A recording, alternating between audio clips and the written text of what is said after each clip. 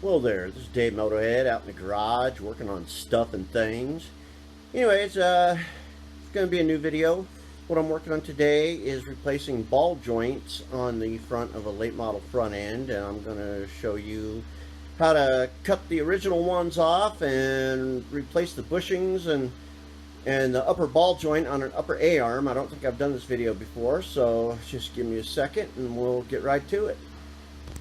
Okay, what I've got here is a late model Corvair upper control arm with an old ball joint and old bushings, and it's an old piece of junk, and we're going to rip this thing apart and we're going to replace these bushings down in here, and we're going to replace this ball joint with a new one. And let me put on the hat cam and I'll show you how we're going to do that. Okay, the first thing you got to do when getting these, this is an original ball joint, and as you can see it's got big rivets. I mean, the original ones from GM were riveted in. So the first thing we're going to do is we've chucked it up in the vise. I put these little protectors in here so it won't dent this ridge, because I'm going to powder coat this piece and I don't want a dent in there, so I put little pieces of tin in there.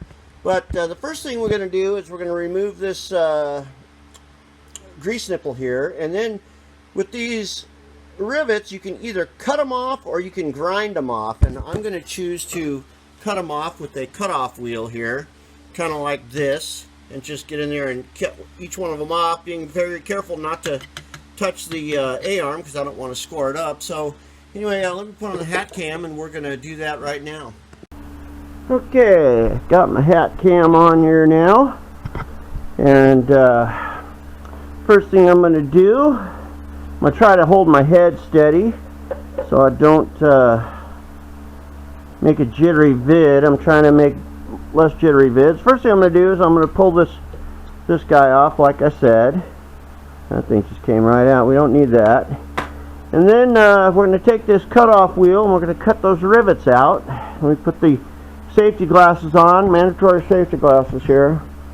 And I've angled it a little bit quicker here, so all my sparks will go this way. But when you're working on these things, you want to avoid any motion like this. You want to cut straight down, because these are thin little guys, and they break. If you press on them like that, they flex and break. You just want to kind of go in there slowly and cut that down, and we're going to do that right now.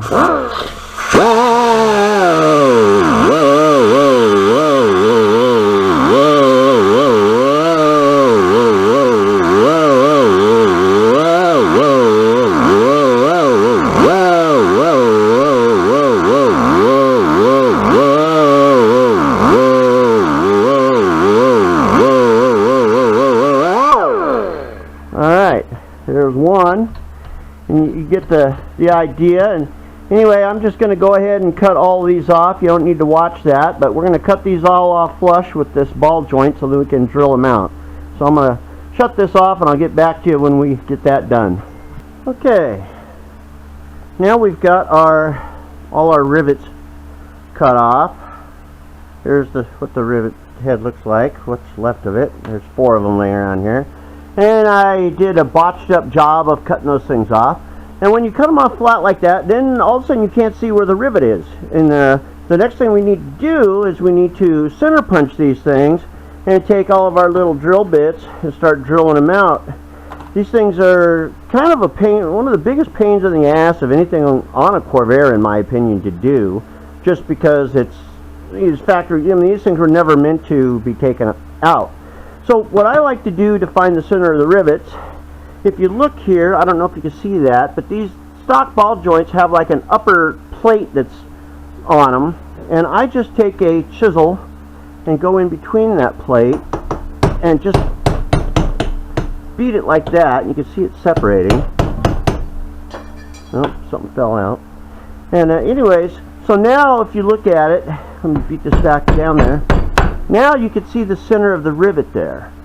Okay, you can see the center. But I'm just going to go ahead and I'm going to beat this thing all the way off like that. Well, I don't like to say it like that, but I'm just going to peel it back like this. And then get me some vice grips or something. Alright, I found my vice grips, and I'm just going to clamp these things on there like this. Get a good grip on it. I'm just going to break this thing off just to get it out of the way. And now you can see the head of the rivet there. And so now I kind of know where the center of my rivet is. So now I'm going to take my center punch and I'm going to punch this thing out. I should probably get my glasses on because I'm old. And what you want to do is you want to try to get the center of the rivet. Of course, my little punch thing doesn't want to work now. Oh, come on, you piece of crap. Why won't this thing work? You know, everything works great until I start making a video. Okay, there's the center. You know what? Screw this thing. I'm just going to hit it with a hammer. Okay, that's about center right there. There. I just made myself a new center punch. The automatic center punch doesn't work anymore. Oh well, screw it. Okay, so then we got us a hole there. The next thing we're going to do is we're going to want to start drilling with the smallest drill we got. And I guess you could check these things up into a vise or something, but I've got this, and I couldn't put it on my drill press. So anyways, you just want to start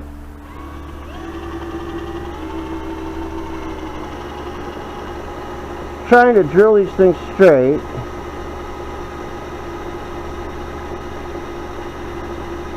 And it takes forever, but I'm going to do this by hand. You kind of want to make sure that you're going at the right angles, because we want to try to drill that thing straight through. You know what? I'm going to get my glasses on. I'll be right back. Alright, I'm back. I got my glass. I can see now. Anyway, we're just going to want to slowly drill this out, and we're going to try to make sure that we're going at the right angles here. You know, we're going to want to look this way and look this way, and we're going to try to go right through the center of that thing. And it would probably help me if I had a better drill, because this drill bit's a little bit wore out. We just want to keep drilling that thing. I know this is kind of boring. A little look, yeah, looks like we're going close enough. Because you can't get those rivets out. These rivets are pretty well swedged in there. And you ain't going to get these things. You're not just going to knock them out with a hammer. You actually have to drill them out. And they're a pain in the ass. You just kind of got to keep drilling until you punch through. And hopefully I don't break my drill bit.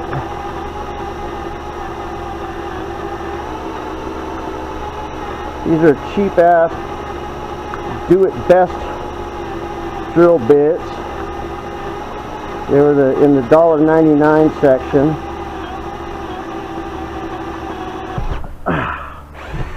Alright. Now we've got a hole drilled in that thing all the way through. Now we're going to step up to the next size, and we're just going to keep stepping up drills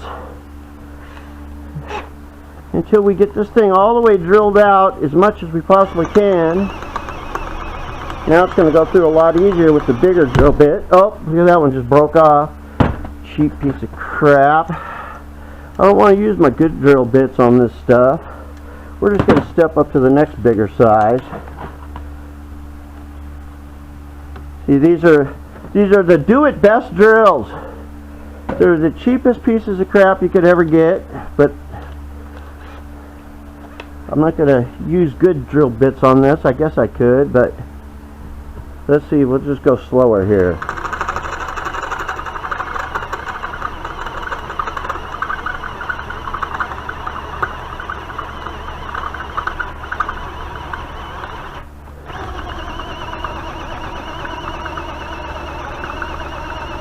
What the idea is that we're going to drill this thing out until it's real thin, and then we can smack it out of there with a hammer. So we're just going to keep drilling, and we have to do this on all 4 of these things.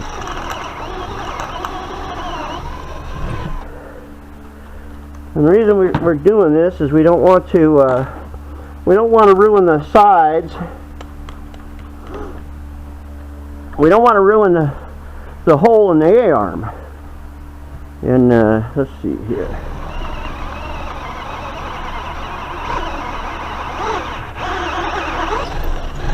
Okay, that's pretty thin. Now what we're going to do is we're going to take a hammer and a punch, and we're going to fold the sides in on this thing as much as we can. We're going to start folding the sides in. We might have to cut that a little bit back, but usually if we just fold a couple of sides in on this rivet here, we should be able to just pop it right out. I need a smaller one. Hey, get over here. My gaskets are taking a thing, and you can see it's starting to come out here. I got too big of a deal there. Yeah, it's almost out. I guess I'll have to use this again. That thing should just pop out of there.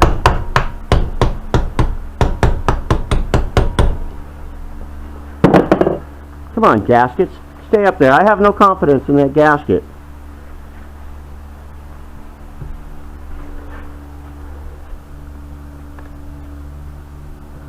This one's being stubborn. Well, we might have to cut this back a little bit more. Anyway, you just kind of got to beat on these things and pound on them and beat on them and just, you have to beat the crap out of this stuff.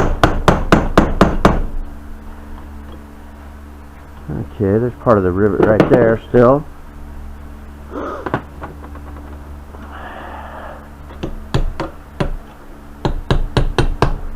Maybe I'll use the chisel part. I'd probably be better off to get this out of the way. You see I'm getting it here. But this whole rivet should just pop right out.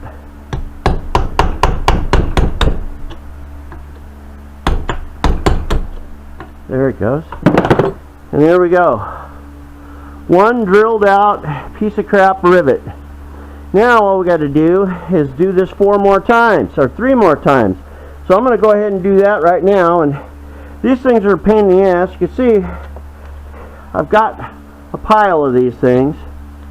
But anyway, that's one rivet. So I'm going to do that 3 more times. And you just kind of got to work at these things and smack them around with a hammer and beat them up a little bit to get those out. And then once they're out, the whole ball joint will come out like this. There's the one I already did. And pain in the ass. Alright, I'm going to go ahead and do these. You don't need to see that on video. There's one rivet, and then we're going to, after that, we're going to take these bushings out. So I'll be right back with you. Okay, we're down to our last rivet now. I got the other ones out, and we're going to just fold this over on itself like we did the other ones with my chisel. Just kind of fold it inside, and then we'll take the punch and punch it through.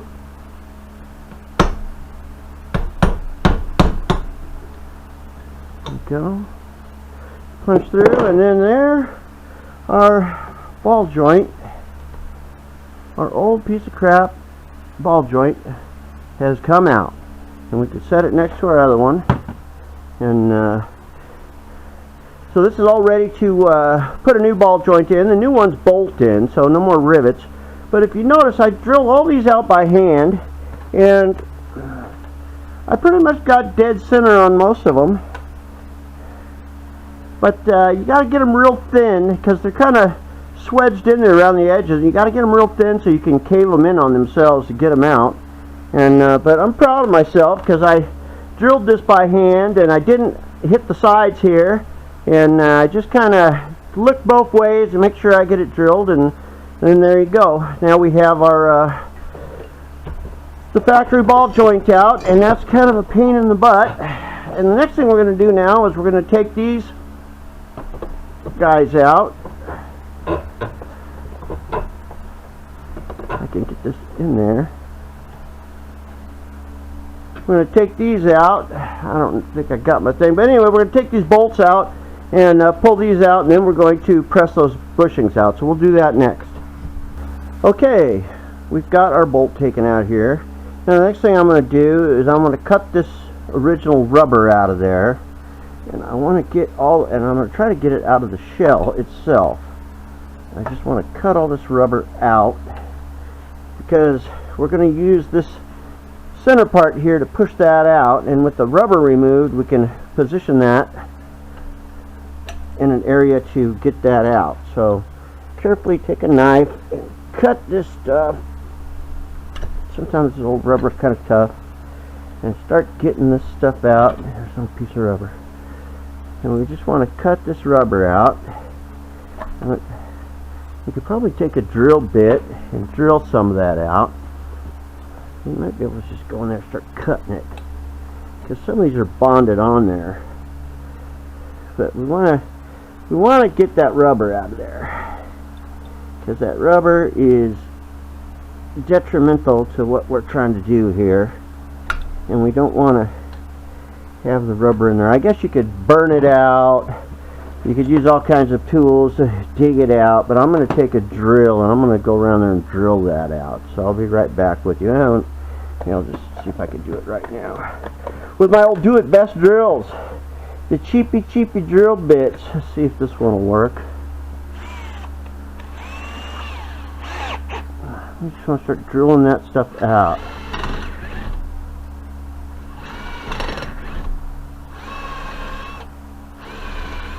Drill holes in it. We're probably going to use that old shell, or the old thing in the center there. Probably need a better drill than that.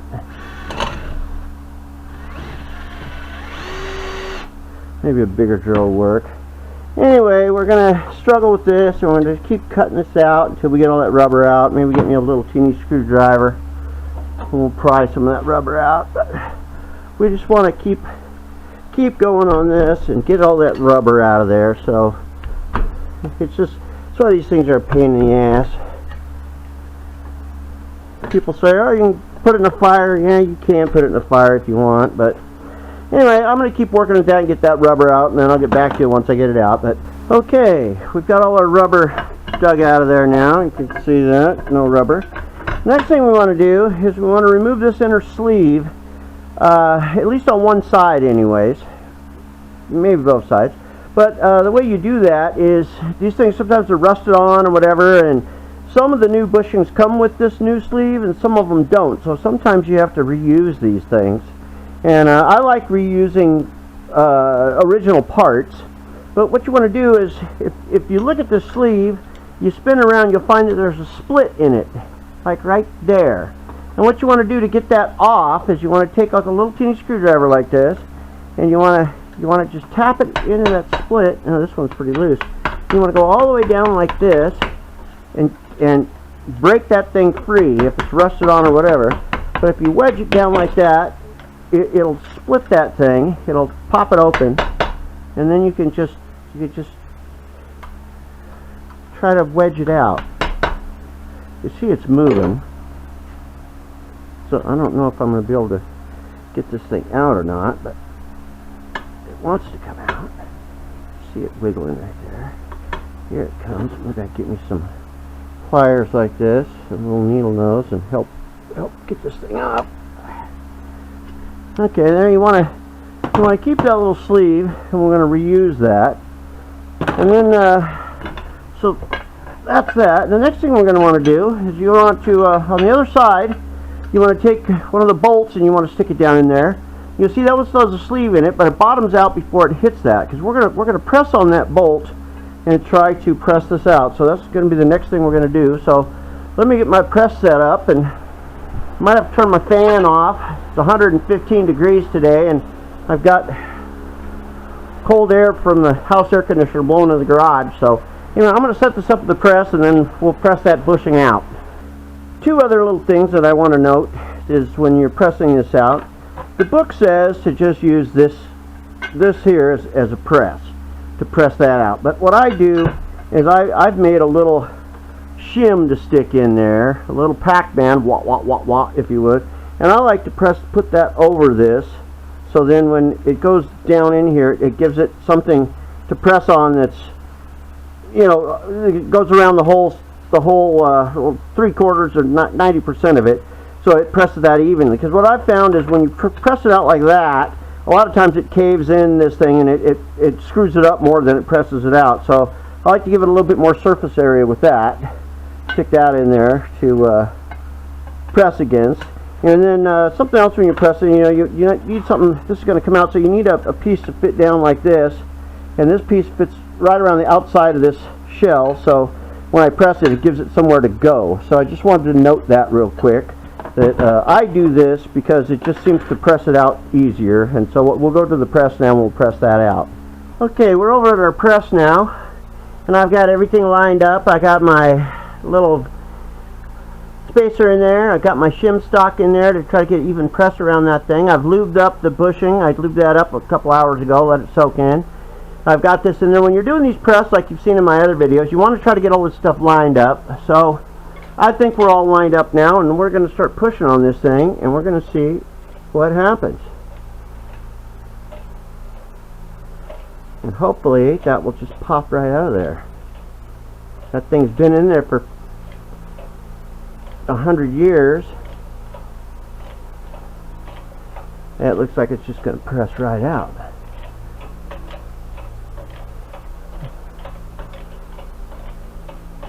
Okay, well, when we get down here to the bottom, we're going to have to loosen this up now. We're going to have to take our shim stock out. Actually, we're going to have to go way up like this.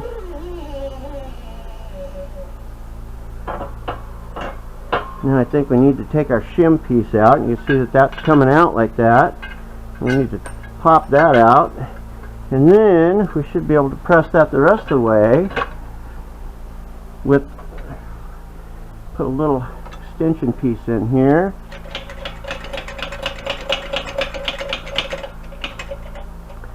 Just lined up nice and good, and we've got to get this lined up, because now we got to, I don't think for that looks like it'll fit in there.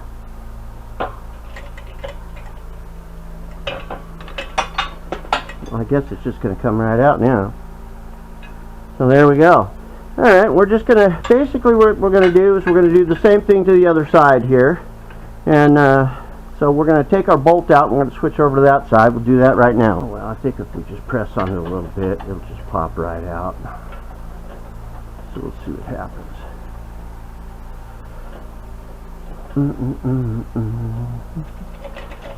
Pressing stuff is a pain in the ass sometimes.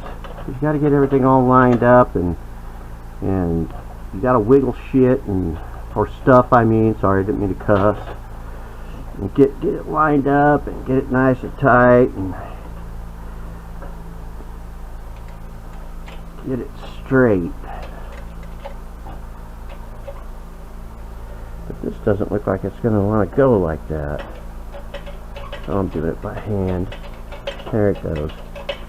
I'm just using my thumb on this. That's probably about good. This one seems pretty tight, so I'm going to stop right there, and then we're just going to, oh, it already fell out. There it is.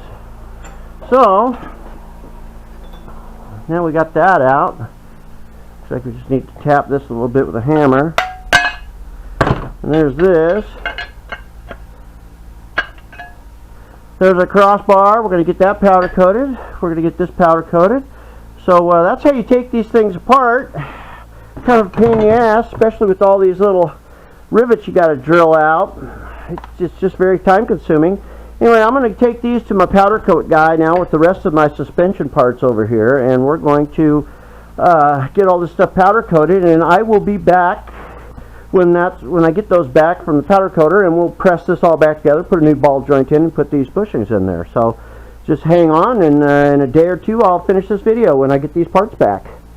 Okay, I'm back with you now, and we've got our upper A-arm all back from the powder coater, all powder coated and pretty. And we have our cross shaft all powder coated and ready to go back in. And we have some new bushings that fit on the cross shaft. Let's go back in. And so what we're going to do is we're going to press this all together. Now some important tips here that I got to tell you about is when you're pressing on these things, you know, we're going to press it like this. Normally what you can do is you can press in one bushing and then you can slide this down through the hole and, you know, connect it in. But in order to do that, you kind of have to file these ridges off to make it fit through the hole better. As you can see, these won't really fit because the powder coating actually adds a little bit. And so I'm going to have to insert this in the hole first and then press the bushings in on each side. So, but normally you could just slide this thing through the hole like that, but in this case that's not going to happen because it just ain't going to fit.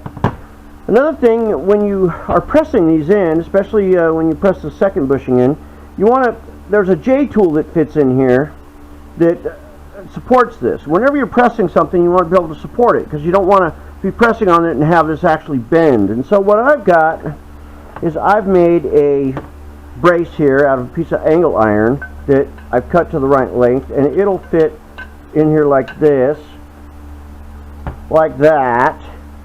So when I'm pressing on it, it supports it. So basically this is my own J tool that I've made, and you know, so I'm going to put that in there when I get ready to press this together. Another thing is that when I press these bushings in there, I'm going to put a little bit of oil around them, just a little bit, just to smooth it, because I don't think we should press things together dry.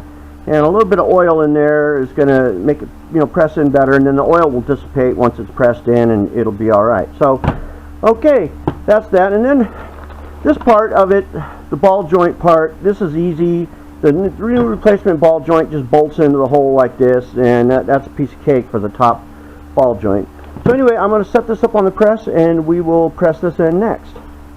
Just one other thing to add. On this crossbar, if you notice that it's pretty much flat on this side, and it's raised on this side. The way these things go in is with the, for the proper alignment, is the raised part goes towards the A-arm. Okay, the flat part goes to the outside, that's where the bolts are, and the raised part like that goes towards the A-arm with the, you know, with the bottom part right here at the bottom. Doesn't really matter, I mean, you can always spin it around, but you don't want to put it in this way, because if you put it in this way, then the alignment's not going to be correct, because this little bump area in this crossbar actually aids it to get the correct alignment. So you always want to put them in like this, so you know, so you have a proper alignment. Also on these bushings, if you notice, there's a serrated, it's serrated in here. There's a steel sleeve inside it's serrated, and if you look at one of the washers, you can see where it was clamped down on the serrated area. So when the bushing goes in on this thing like that, you can see it's serrated on this side, but there's rubber there. But once you tighten up the bolt, what it does is it pinches this serrated inner sleeve against this area here and up against this washer here, and it traps that in there so it doesn't move. The serrations are to cut into the metal, as you can see here, so when it's going like this, that it's actually twisting the rubber and not sliding on the metal to metal, because there's not going to be any lubrication for that. So you want the rubber to be you know, sliding up and down. So anyway, just to clarify, the way this goes in is with the raised bumps, or usually it's the serial number on the part towards the A-arm itself. Alright, so we'll go to the press now. Okay, I'm over at the press now, and I've got my little press thing all set up. I've got a piece of stock down here that supports this bottom piece. I've got my brace in here to keep this from collapsing. I've got my crossbar trapped in between. I got the lower bushing here just tapped in a little bit to hold the crossbar so it stays in there. And I've got my bushing here with the piece of pipe that's the correct diameter to hit the outside of this bushing. And I've stuck a piece of flat stock in here just to make sure that it presses on here straight. And we're just going to go ahead and press that in there now. And we want to make sure that it presses in straight. Oops, I just hit the camera with my helmet, or my thing.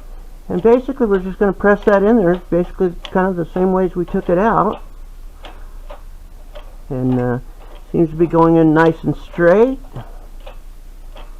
And you'll know when it's all the way in, because the press will get hard, and you'll see this flange right here bottom out. So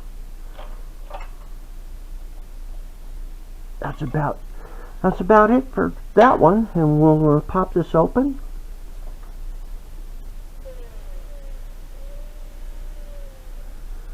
And we'll take our shim stock out of there. We'll take our little, so you want to make sure that this is the right diameter. And now we're going to look at this, and we're going to see that yes, it is pressed in all the way. So we're just going to flip it over now, and we're going to do the same thing on the other side here. We're going to put our little dude on here, and we're going to bring this down like this.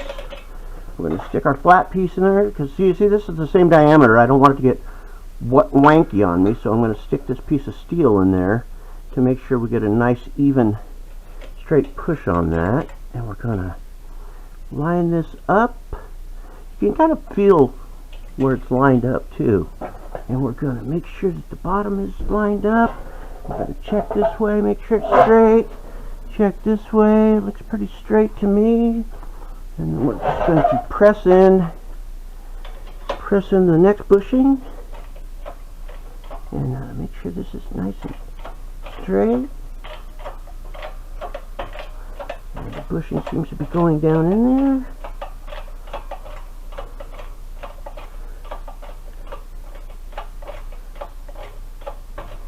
And you can feel as soon as the handle gets hard to push, it's a 20-ton press. So, I mean, once the handle gets hard to push, you know it's in there. And you don't want to pump it any more than that, because then you start breaking things. You can break stuff with a 20-ton press. And then we're going to pop this out. Make sure that this one is all in there flat, and it is. We can take our angle stock off there, go back over to the bench. And you see that our bushing is completely, you want to make sure this flange is completely pressed in there. And it is. And make sure this one's completely pressed in. And it is. Now this thing will be hard to spin here, because it's trapped in the rubber, but it'll still spin. And then all we have to do on that is put our bolts in with our special washer. I like using the original hardware. And another thing to note on this is that you don't want to tighten these yet. You don't tighten those. And here's the reason why. You want to tighten suspension bushings when it has this serrated steel sleeve in there. You want to tighten these for your final torque when all the weight is on the car. So I'm going to tag these to remind myself that they need to be tightened. Once this is on the car, you want the suspension to sag or to settle with the weight of the car on it before you tighten any suspension bolts. That goes for the lower control arms too, because you want to have the weight of the car on there to where if you tighten it like this, your suspension is going to tweak that. It's going to have tension on it when the way the car goes on it, and then it's going to be harder the one that goes up. You want to have the weight of the car on it to where you're at ride height, and then tighten the bolts down so it pinches that bushing in the center of its travel, and you have an equal amount of rubber flex going both ways when the suspension hits bumps. You don't want to have it preloaded like this, because then it's really twisting that thing completely. If you center it with the weight of the car like that, then you're in the center of the travel of the rubber, and the rubber lasts a lot longer, and it's a lot better. So anyway, there's that. So we'll put our bolts in there, and I'll tag these to remind myself. I can't even get a stupid bolt in there. So anyways, we'll do that. And then for this part, this is just easy. All this does is you line it up like that, and it comes with bolts. It comes with the bolts, and it actually comes with a cotter pin. So you just want to you know, bolt this thing in there like that. Get it lined up. I'm sure the bolt holes will line up. I don't know, does this bolt go through there? Maybe this bolt's too big. I might have to drill that out. Okay, I took a 5/16 drill and I actually drilled these out. And you don't want to drill them out too big. You want to drill them out for the size of the bolt. Make sure that they don't wiggle around. And then all you got to do is you got to take your ball joint here, figure out which way it goes in. And I always like sticking the bolts in with the nut on, or the head of the bolt on the bottom, and the bolts up top here. So that way it's easy to look in there and see if one came loose or fell off or anything. And basically you just stick your bolts in there like this. I know it's kind of stupid for me showing you how to put a bolt in, but you know, I just want to finish it. And what you do is once you get these, all 4 of the bolts in there, you just want to snug them up and then torque them to, I think the spec on this bolt is like 20 to 25 foot-pounds. So that's what you want to do. And then once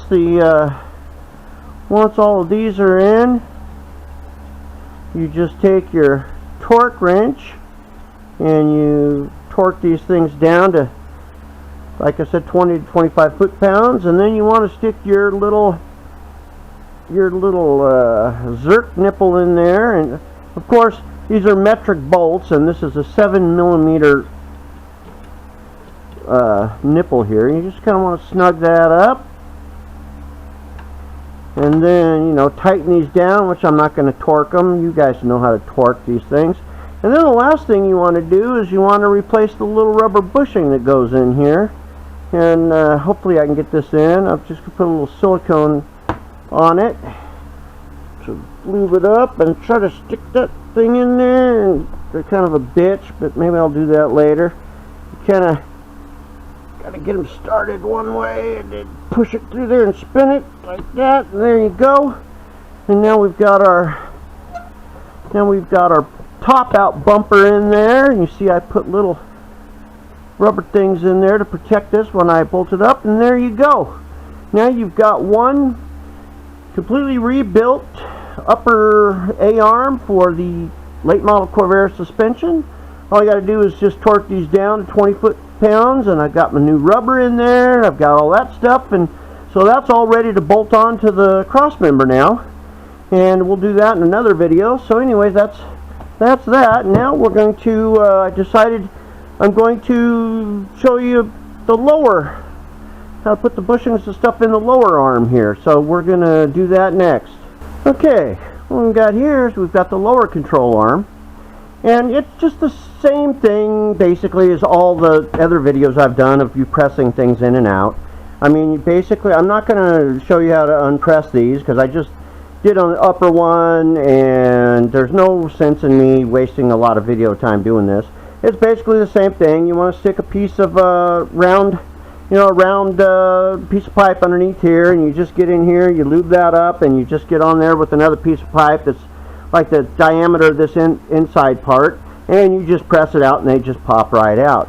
Same with this bushing here. You see there's a flange on one side and there isn't on the other. You want to take the rubber out and then put a piece of flat stock across here and, you know, back it up again. And you also want to, you see it's supported up here by the pressed steel, but down on this side it's not really supported and it can bend in and out. So you just want to take a piece of steel. There's an actual J tool that goes in here for this, but I don't have it, and you know, I've cut other ones, but I just take a piece of metal like this and just stick it down in here and just kind of tap it in. Well, usually it stays, but you just want to tap a piece of metal in there or just place it in there. I know it'll stay, I'm just not hitting it flat, but you just want to kind of tap it in there like that so it'll stay, and then it supports this area, and it doesn't you know, let it collapse when you go to push the bushing out. One thing that's interesting is what I've seen on these bushings is, if you see, this one is pressed in from the front side. The side with the sway bar bracket here is the back side, the rear part, and this is the front. Well, this one's pressed in on the front. And I've found them from GM all different ways. I've found them pressed in from the front, I've found them pressed in from the back, and I've found them pressed in one on either side. Usually I think the driver's side is pressed in from the front and this side's pressed in from the back. So I've found them all different ways from the factory. But when you read the book on page 311 of the 65 manual, that's what this is, 65 manual, it tells you right here, installation of the control arm bushing. With the bushing hand started into the control arm, set up the installation tools as shown in figure 320, which is, I don't know where 320 is, 320 right here. And it says, notice that the bushing must be pressed into the arm from the rear, the side on which the stabilizer bar bracket is mounted, and that the bushing must be pressed from its flange end. So the book tells you to press them in from the back side, which is this side, but I've found them all different ways. So anyway, so that's this. I'm not going to undo it. Here is a new one that I've already taken it out of, and so we're going to just press these in. Here's the lower ball joint. It's the same thing. It just presses in from the bottom, you know, piece of cake. And then here's the new bushing, and it just presses in from, well, actually I'm going to press it in from the same side as the stabilizer bar, because that's what the book tells you to do. So I'm going to set these up in the press, and we're going to do that right now. Okay, one thing to note here is when you look at these replacement bushings, I don't know how you could see that, but there's a step in the bushing. A lot of these bushings, when they go in through two different holes, one hole is a different diameter than the other one slightly. And so they're made to slide in, and then the final press is what presses them into each side of the hole. Now, I don't know if you could see that. You might be able to, but there's a step in this bushing about right there. And what I found is I've already pre-lubed this up. I always use a little drop of oil, not a lot, just a little bit. But what I found is that if I'm trying to go in through the front side here, the bushing won't even push in, okay, because this smaller diameter is this smaller diameter, and it won't even press into that hole. But if you start it from the other side, it'll slide right through the bigger diameter hole, and you can actually press it in by hand until it hits the other hole and at that step. So that's telling me that I'm pressing this in the correct direction. Now, the fact that this other one is the opposite side and it's pressed in from the front, that's kind of telling me that maybe the book is wrong, and that one side presses in from the front and the other side presses in from the back, like what I'm finding here. So it's looking like this is driver's side, that presses in from the back, and this is passenger side, this presses in from the front. But the way to tell for sure when you're doing this is to see if you can't slide the bushing in like I just did, then you're going from the wrong side. So that's kind of telling me, you know, the book is not always correct. There's flaws in the book, but I think that it's up to the individual mechanic on figuring this out, and I just figured out that this one is going in from the back, and that's the correct way because it goes in halfway already. Alright, we'll go to the press, and you notice I have my piece of metal in there already, so we'll go to the press and we'll press that in. Okay, we're over at the press now, and we've got our supporting pipe on the bottom, and we've got our bushing in there. You saw me push it in halfway by hand. We've got our piece of support steel here to make sure this doesn't squish, and I've got a little correct diameter pipe in here that you want to press from as close to the center of, you know, in line of the flange as you can. So all we have to do now is just press that bushing in, and it should go in fairly easy.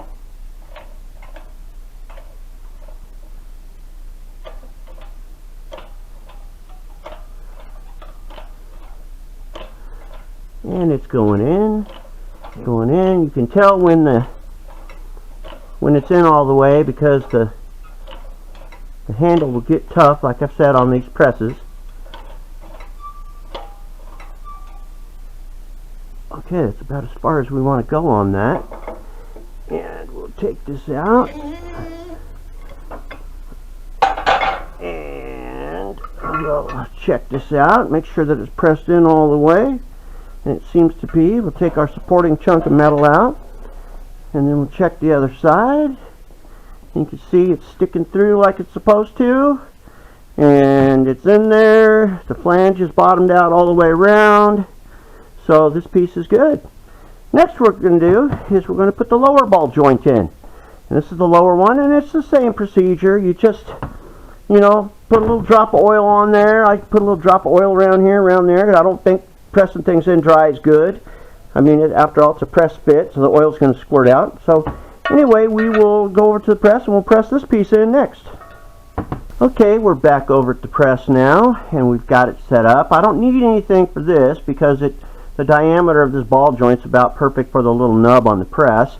And once again, we've got our support. This is an old, this is off my Toyota actually. I saved these because they make great press, you know, tools. And we got the pipe here, and so all we have to do really with this one is just press it in, and we're good to go. And we'll just press that thing in now.